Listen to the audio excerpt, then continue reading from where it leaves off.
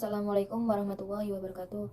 Saya Septiviana Maharina dari Prodi Ilmu Hadis NIM 53030190024. Di sini saya akan menceritakan kisah dari Abu Dujanah, sahabat yang membuat Rasulullah menangis. Abu Dujanah, Simak bin Hasan Khorosa, merupakan salah satu sahabat Nabi Muhammad SAW yang sangat taat kepada Allah. Pria yang berasal dari kabilah Khoraj ini hidup serba kekurangan. Kisah hidupnya membekas di hati Rasulullah SAW. Bahkan, Rasulullah pernah menangis setelah mendengar cerita kelaparan yang dialami oleh keluarga Abu Dujanah.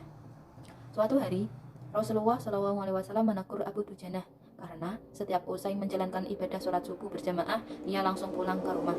Abu Dujanah tidak pernah menunggu pembacaan doa yang dipanjatkan oleh Rasulullah. Hai, apakah kamu tidak punya permintaan yang perlu kamu sampaikan kepada Allah? Sehingga kamu tidak pernah menungguku selesai berdoa? Kenapa kamu buru-buru pulang begitu? Ada apa? Kata Nabi. Iya Rasulullah, kami punya alasan, jawabnya. Apa alasanmu? Coba utarakan, perintah Nabi. Begini, rumah kami bersampingan persis dengan rumah seorang laki-laki. Nah, di atas pekarangan rumah milik tetangga kami ini terdapat satu pohon kurma menjulang. Dahannya menjulang ke rumah kami. Setiap kali ada angin bertiup di malam hari, kurma-kurma tetanggaku tersebut saling berjatuhan mendarat di rumah kami, kata Abu Dujanah mulai bercerita. Ya Rasul, kami sekeluarga orang yang tak berpunya. Anakku sering kelaparan, kurang makan. Saat anak-anak kami bangun, apapun yang dilihat mereka makan. Oleh karena itu, setelah selesai sholat, kami bergegas pulang. Sebelum anak kami tersebut terbangun dari tidurnya, kami kumpulkan kurma-kurma milik tetangga kami tersebut yang berjajaran di rumah. Lalu kami haturkan kepada pemiliknya, sambungnya. Abu Dujanah melanjutkan, suatu saat dia terlambat pulang ke rumah, anaknya terbangun dan menemukan kurma tetangganya yang jatuh dari pohonnya. Tak menunggu lama, sang anak itu langsung memakan buah kurma tersebut. Mata kepala saya sendiri menyaksikan, tanpa ia sedang mengunyah kurma basah yang ada di dalam mulutnya. Ia habis memungut kurma yang telah jatuh dari rumah tetangga kami semalam. Mengetahui itu, lalu jari tangan kami masukkan ke mulut anakku.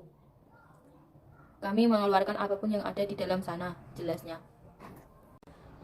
Abu Dujanah tak pernah membiarkan anaknya memakan kurma milik orang lain. Ia tidak ingin makanan haram itu menyebabkan keluarganya mendapat siksaan di akhirat kelak. Kami katakan kepada anakku, Nak, janganlah kau memalukan ayahmu ini di akhirat kelak. Anakku menangis. Kedua pasang kelopak matanya mengalir air karena sangat kelaparan. Wahai baginda Nabi, kami katakan kepada anakku itu, hingga nyawamu lepas pun aku tidak akan rela meninggalkan harta haram di dalam perutmu. Seluruh isi perut yang haram itu akan kukeluarkan dan akan kukembalikan bersama kurma-kurma yang lain kepada pemilik yang berhak. Pandangan mata Rasulullah langsung berkaca-kaca mendengar pengakuan Abu Dujanah. Butiran air mata mulailah berderai begitu deras. Rasulullah mulai mencari tahu siapa sebenarnya pemilik pohon kurma yang dimaksud oleh Abu Dujanah. Abu Dujanah pun menjelaskan pohon kurma tersebut milik seorang laki-laki yang munafik. Tanpa basa-basi, Nabi Muhammad SAW mengundang pemilik pohon kurma. Rasulullah menawarkan pohon kurma dengan harga yang sangat tinggi. Bisakah tidak jika aku minta kamu menjual pohon kurma yang kamu miliki itu? Tanya Rasul. Aku akan membelinya dengan 10 kali lipat pohon kurma itu sendiri. Pohonnya terbuat dari batu zamrud berwarna biru, disirami dengan emas merah, tangganya dengan mutiara putih. Di situ tersedia bidadari yang sangat cantik jelita sesuai dengan hitungan sebuah kurma yang ada, kata Rasulullah SAW bersabda. Pria munafik itu lantas menjawab dengan tegas, saya tak pernah berdagang dengan memakai sistem jatuh tempo. Saya tidak mau menjual apapun kecuali dengan uang kontan dan tidak pakai janji kapan-kapan. Tiba-tiba Abu Bakar As-Siddiq datang. Ia menegaskan langsung melunasi pembayaran pohon kurma tersebut. Ya sudah, saya membeli 10 kali lipat dari tumbuhan kurma milik Pak Fulan, yang variasinya tidak ada di kota ini, ujar Abu Bakar. Pria munafik itu terlihat sangat kegirangan. Dia akhirnya menyerahkan pohon kurma secara simbolis kepada Abu Bakar. Selanjutnya Abu Bakar menyerahkan pohon kurma kepada Abu Dujanah. Rasulullah kemudian bersabda, "Hai Abu Bakar, aku akan menanggung gantinya untukmu." Mendengar sabda Nabi ini, Abu Bakar bergembira bukan main. Begitu pula Abu Dujanah, sedangkan si munafik itu berlalu.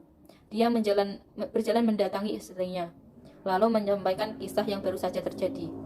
"Aku telah mendapat untung banyak hari ini. Aku dapat 10 pohon kurma yang lebih bagus. Padahal kurma yang aku jual itu masih tetap berada di pekarangan rumahku.